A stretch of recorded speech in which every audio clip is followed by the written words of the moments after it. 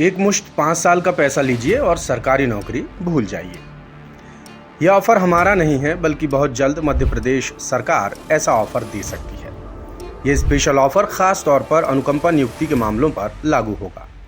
दरअसल सामान्य प्रशासन और वित्त विभाग की हालिया बैठक में अनुकंपा नियुक्ति के नियमों में बड़े बदलाव की तैयारी की गई है।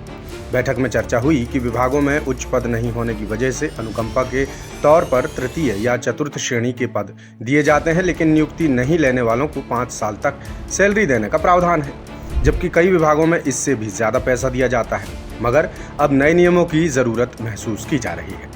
फिलहाल प्रदेश में लागू व्यवस्था के मुताबिक अगर सरकारी कर्मचारी की मृत्यु सेवा में रहते होती है तो स्वजन को अनुकंपा नियुक्ति मिलती है। अनुकंपा नियुक्ति के लिए कर्मचारी के निधन के 7 साल में आवेदन करना जरूरी होता है। आवेदन की जांच और बाकी कसौटियों पर परखने के बाद विभाग में पद खाली होने की सूरत में अनुकंपा नियुक्ति दी जाती है। अगर उच्च श्रेणी की पात्रता होने के बाद भी पद खाली नहीं है तो तृतीय या चतुर्थ श्रेणी का पद मिलता है। पद स्वीकार न करने पर 5 साल तक के मूल वेतन के बराबर पैसा देने का नियम है। कई ऐसे मामले भी सामने आए हैं कि मॉनिटरिंग नहीं होने से ज्यादा पैसा भी मिलता रहा है। इस वजह से अब 5 साल की सैलरी के बजाय एक मुश्त पैसा देने पर विचार किया जा रहा है। शुरुआती बैठक में सामने आए तथ्यों और बिंदुओं के आधार पर आगे की प्लानिंग की जाएगी। बताया जाता है कि जल्द ही मुख्यमंत्री से चर्चा कर नए नियम लागू किए जा सकते हैं, यानी जल्द ही सरकार आपसे कहने वाली है कि एक मुश्त 5 साल का पैसा लीजिए और सरकारी नौकरी भूल जाइए।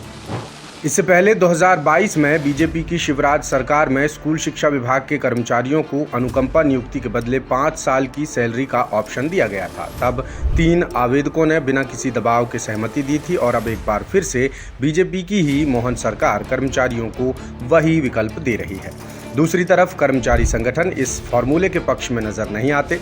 उनका कहना है कि सरकार को नौकरी देनी चाहिए, अनुकंपा नियुक्ति के बदले पैसे का लालच नहीं।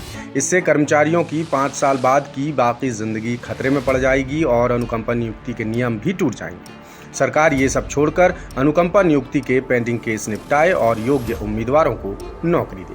बहरहाल इस बारे में आपकी क्या राय है, हमें कमेंट करके जरूर बताएं। लेटेस्ट,